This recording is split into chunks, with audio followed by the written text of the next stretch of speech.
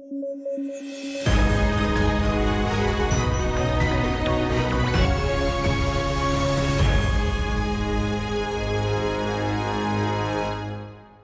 News at 9 programme में आपका स्वागत है। मैं हूं अमृत उपाध्याय। आइए जल्दी से देखें आज के हेडलाइंस। मोरक्को में आए भूकंप ने मचाई तबाही। अफ्रीका के उत्तर पश्चिमी हिस्से में स्थित है मोरक्को, सहारा और एटलस माउंटेन के लिए मशहूर। ईस्टर्न इकोनॉमिक फोरम का रूस में आयोजन। रूस के फार ईस्ट में निवेश को बढ़ावा देना है मकसद। सबसे बड़ा निवेशक है चीन। और यूएसए और वियतनाम में सेमीकंडक्टर्स को लेकर समझौता। चाइना +1 के तहत हुआ समझौता। इलेक्ट्रॉनिक्स इंडस्ट्री में अहम है सेमीकंडक्टर्स। चलिए खबरों की शुरुआत करें। बीते दिनों अफ्रीकी देश मोरक्को में आए एक भूकंप ने तबाही मचा दी। अभी तक जारी आंकड़ों के मुताबिक इसमें 2000 से ज्यादा लोगों की मौत हुई है। भूकंप की तीव्रता 6.8 बताई गई। यूएस जियोलॉजिकल सर्वे के मुताबिक इस भूकंप का एपिसेंटर हाई एटलस माउंटेन में था। साथ ही इसका कारण अफ्रीकी और यूरेशियन प्लेट्स का टकराया जाना बताया जा रहा है। मोरक्को अफ्रीका के उत्तर पश्चिमी हिस्से में स्थित एक देश है। यह अपनी सीमा उत्तरी अटलांटिक महासागर और भूमध्य सागर से साझा करता है। मोरक्को अपनी स्थलीय सीमा पश्चिमी सहारा और अल्जीरिया से साझा करता है। मोरक्को में हाई एटलस माउंटेन स्थित है। ये माउंटेन्स तटीय क्षेत्रों को सहारा मरुस्थल वाले हिस्से से अलग करते हैं। एटलस माउंटेन की सबसे ऊंची चोटी टूबकल मोरक्को में ही स्थित है।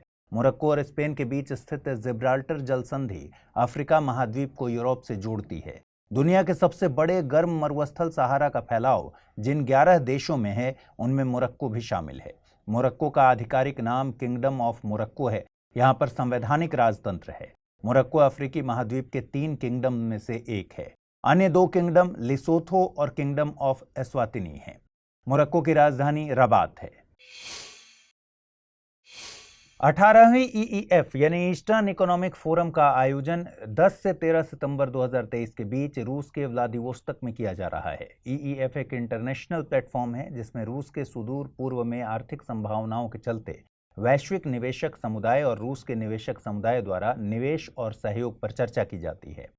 ईईएफ का गठन रूस के सुदूर पूर्व यानी फार ईस्ट में प्रत्यक्ष विदेशी निवेश के जरिए आर्थिक विकास करने के लिए साल 2015 में किया गया था। इस क्षेत्र में चीन सबसे बड़ा निवेशक है।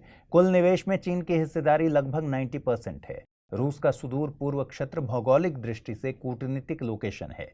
ये एशिया के लिए गेटवे के तौर पर काम करता है। गौरतलब है कि ईईएफ एक सालाना इवेंट है, लेकिन रूस के लिए कई मायनों में ये अहम है। यूक्रेन वॉर के चलते रूस पर कई तरह के प्रतिबंध लगे हुए हैं। रूस एशियाई अर्थव्यवस्थाओं के निवेश के दम पर इन प्रतिबंधों से निपटने की योजना में है। आपको बता दें कि भारत के सामने रूस द्वारा शुरू की गई ईईएफ और यूएसए के नेतृत्व में शुरू किया गया आईपीईएफ दोनों में संतुलन बनाने की चुनौती है। आईपीईएफ से मतलब है Indo Pacific economic framework for prosperity. Bharat के हित दोनों ही प्लेटफॉर्म्स में निहित हैं। भारत ने ईईएफ में भी निवेश किया है। वहीं आईपीईएफ के 4 में से 3 पिलर्स में भारत ने अपनी सहमति दी है। आगे बढ़ने के पहले आपके लिए जरूरी सूचना। स्टडी IQ IAS हिंदी की टीम P2I यानी प्रीलिम्स टू इंटरव्यू बैच शुरू कर रही है। नए बैच की शुरुआत आज ही से यानी 11 सितंबर 2023 से सुबह 8 बजे हो चुकी है। बैच इंग्लिश, हिंदी और इंग्लिश तीनों ही भाषाओं में एक ही समय पर शुरू किया जा रहा है। कोर्स की सबसे बड़ी खासियत है प्रीलिम्स क्लियर करने वाले स्टूडेंट्स के लिए स्टडी IQ की तरफ से निःशुल्क आवासीय सुविधा। इस दौरान आपके मेंस की पूरी तैयारी कराई जाती है। साथ ही कोर्स में इंटरव्यू में डेफ का 1-to-1 एनालिसिस भी शामिल है। कोर्स में डिस्काउंट हासिल करने के लिए आपको अमृत लाइव कोड यूज करना होगा। इससे ये कोर्स आपको केवल 29,999 रुपये में हासिल होगा। कोर्स के संबंध में और ज्यादा जानकारी के लिए डिस्क्रिप्शन बॉक्स में दिए गए लिंक पर क्लिक कर लीजिए। यूएसए और वियतनाम ने सेमीकंडक्टर्स को लेकर एक समझौता किया है। इस समझौते का मकसद सेमीकंडक्टर सप्लाई चेन में वियतनाम की भूमिका को बढ़ाना है। इसके लिए यूएसए द्वारा $2 मिलियन की सीड फंडिंग भी जारी की जाएगी। यह समझौता चाइना +1 डाइवर्सिफिकेशन स्ट्रेटजी के तहत किया गया है। चाइना +1 डाइवर्सिफिकेशन स्ट्रेटजी एक बिजनेस स्ट्रेटजी है। इसमें इस बात पर फोकस किया जाता है कि केवल चीन में ही निवेश न हो, बल्कि चीन के अलावा अन्य देशों में निवेश को बढ़ावा दिया जा सके। इस स्ट्रेटजी पर साल 2018 से काम किया जा रहा है। कोविड के बाद इस पर ज्यादा फोकस किया गया है। इलेक्ट्रॉनिक्स उत्पादों के मामले में चीन की तकरीबन 2 दशकों तक मोनोपोली रही है, लेकिन कोविड के बाद से ग्लोबल वैल्यू चेन में परिवर्तन हुआ है। अब बड़े देश इलेक्ट्रॉनिक उत्पादों के लिए केवल चीन पर निर्भर नहीं है। सेमीकंडक्टर इलेक्ट्रॉनिक उत्पादों के लिए एसेंशियल कंपोनेंट हैं।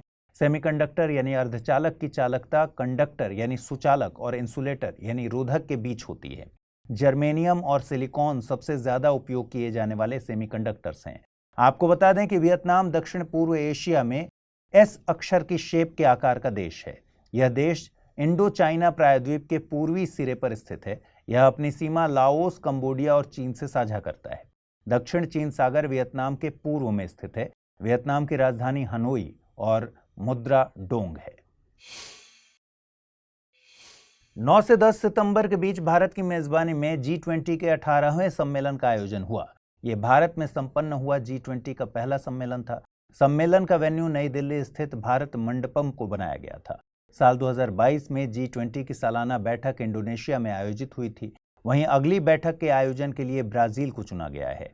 भारत की मेजबानी में आयोजित हुई इस बैठक में कई बातें चर्चा में रहीं, जिनमें नई दिल्ली घोषणा पत्र, global biofuel alliance, African union का G20 में शामिल होना और India Middle East Europe economic corridor अहम हैं। सबसे पहले बात करते हैं नई दिल्ली घोषणा पत्र के अहम बिंदुओं की। यूक्रेन मुद्दे पर सभी राष्ट्रों से यूएन चार्टर के मुताबिक काम करने की बात कही गई है। इस मुद्दे पर शांतिपूर्ण हल की बात की गई है।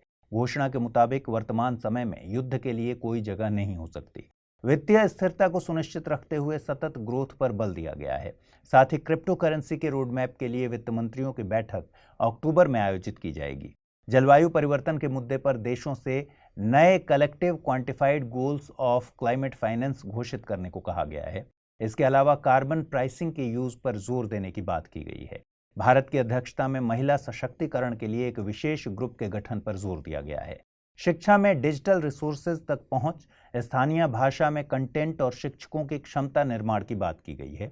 इसके अलावा G20 देशों के बीच G20 framework for digital public infrastructure and global digital public infrastructure repository को लेकर सहमति बनी। सम्मेलन के दौरान प्रधानमंत्री नरेंद्र मोदी ने ग्लोबल बायोफ्यूल अलायंस की घोषणा की। इसमें 19 देशों और 12 अंतर्राष्ट्रीय संगठनों के बीच शामिल होने को लेकर सहमति बनी है। भारत, ब्राजील और यूएसए इसके संस्थापक सदस्य हैं। ये तीनों सदस्य एथेनॉल के वैश्विक उत्पादन में 85% की और खपत में 81% की हिस्सेदारी रखते हैं। नई दिल्ली घोषणा में भी उत्सर्जन को कम करने के लिए बायोफ्यूल्स को अहम माना गया है। इसके साथ ही G20 में अफ्रीकन यूनियन को शामिल करने पर सहमति बनी है। अफ्रीकन यूनियन 55 सदस्य देशों की कॉन्टिनेंटल बॉडी है। आधिकारिक तौर पर इसे साल 2002 में लॉन्च किया गया था। इसका गठन ऑर्गेनाइजेशन फॉर अफ्रीकन यूनिटी के स्थान पर किया गया है। इसका मकसद एक शांतिपूर्ण, एकीकृत और समृद्ध अफ्रीका का निर्माण करना है। इसका मुख्यालय इथोपिया के अदिस अबाबा में है। इसके अलावा India Middle East Europe economic corridor भी लॉन्च किया गया। इसमें Bharat, UAE, Saudi Arabia, European Union, France, Italy, Germany और यूएसए शामिल हैं। ये एक शिपिंग एंड रेल कॉरिडोर है जो कि PGII यानी partnership for global infrastructure investment का हिस्सा है। PGII को G7 द्वारा लॉन्च किया गया है। इसका मकसद 2027 तक $600 बिलियन के फंड को मोबिलाइज करना है। इस फंड को सतत और गुणवत्ता वाले अवसंरचना प्रोजेक्ट्स में निवेश किया जाएगा। PGII को G7 की चीन के बेल्ट एंड रोड इनिशिएटिव की काउंटर रणनीति के तौर पर देखा जा रहा है। आइए अब जल्दी से देखें आज के रैपिड न्यूज में क्या है खास। WHO ने कैंसर और लिवर की नकली दवाइयों को लेकर एक अलर्ट जारी किया है। भारत ने WHO के इस चेतावनी के बाद कैंसर के इंजेक्शन एडेस्ट्रिस और लिवर की दवा डिफिटेलियो की बिक्री पर सख्ती बढ़ा दी है। DCGI ने सभी राज्यों और केंद्र शासित प्रदेशों के इस दवाओं की बिक्री पर कड़ी निगरानी रखने के लिए कड़े निर्देश दिए हैं। दुनिया के सबसे सक्रिय ज्वालामुखियों में से एक किलाउआ में साल में तीसरी बार विस्फोट हुआ। किलाउआ, जिसे माउंट किलाउआ भी कहा जाता है, यह यूएसए के हवाई द्वीप के दक्षिण पूर्वी हिस्से में हवाई ज्वालामुखी राष्ट्रीय उद्यान में स्थित है। यूएस ओपन 2023 के फाइनल मैच में सर्बियाई खिलाड़ी नोवाक जोकोविच ने रूस के डेनियल मेदवेदेव को हराकर 24वें ग्रैंड स्लैम खिताब को जीत लिया है।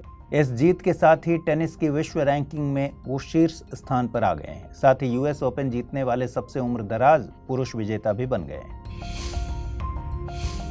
G20 शिखर सम्मेलन के दौरान संस्कृति मंत्रालय द्वारा mother of democracy portal launch किया गया। यह अंग्रेजी और हिंदी के अलावा जर्मन, फ्रेंच, स्पेनिश, अरबी, पुर्तगाली, इतालवी, तुर्की और रूसी सहित कुल 16 भाषाओं में उपलब्ध है। इस पोर्टल को 5 खंडों और 22 उपखंडों में विभाजित किया गया है। पोर्टल में सिंधु सरस्वती सभ्यता से लेकर आधुनिक भारत में चुनाव तक की छवियों का एक संक्षिप्त विवरण है। आइए अब जल्दी से देखें बुलेटिन पर आधारित क्या सवाल बन सकते हैं। पहला सवाल है, जिब्राल्टर जल संधि है एशिया और यूरोप के बीच, अफ्रीका और यूरोप के बीच, उत्तर और दक्षिण अमेरिका के बीच, या फिर एशिया और अफ्रीका के बीच। अगला प्रश्न है, निम्नलिखित कथनों पर विचार कीजिए। ईस्टर्न इकोनॉमिक फोरम को चीन के नेतृत्व में शुरू किया गया है। Indo Pacific economic framework for prosperity USA के नेतृत्व में शुरू की गई पहल है। नीचे दिए गए कूटों का प्रयोग कर सही उत्तर चुनना है। केवल एक, केवल दो, एक और दो दोनों, न तो एक न ही दो। अब देखें पिछले बुलेटिन में मैंने आपसे क्या सवाल पूछे थे और उनके सही जवाब क्या हैं। पहला प्रश्न था, खबरों में रही इंडियन ऑयल सार्डिन है तितली, मछली, मधुमक्खी या फिर ऑयल रिजर्व। सही जवाब है विकल्प बी यानी मछली। अगला प्रश्न मैंने पूछा था, भारत में गौण खनिज यानी माइनर मिनरल प्रबंधन के संबंध में निम्नलिखित कथनों पर विचार कीजिए। इस देश में विद्यमान विधि के अनुसार रेत एक गौण खनिज है। गौण खनिजों के अवैध खनन को रोकने के लिए नियम बनाने की शक्ति राज्य सरकारों के पास है। कूट का प्रयोग कर सही उत्तर चुनना था। केवल एक, केवल दो, एक और दो दोनों, न तो एक और नहीं दो। सही जवाब है विकल्प सी यानी दोनों ही कथन सही हैं। तो आज न्यूज एट 9 में इतना ही। कल रात 9 बजे आपसे फिर से मुलाकात होगी। अपना ख्याल रखिए, ठीक से पढ़ाई कीजिए। अगर आप इस बुलेटिन की पीडीएफ चाहते हैं तो अमृत उपाध्याय 007 टेलीग्राम चैनल है जिस पर इसकी पीडीएफ रोजाना मिलती है। आज पूछे गए सवालों का जवाब जरूर कमेंट बॉक्स में दीजिएगा। नमस्कार।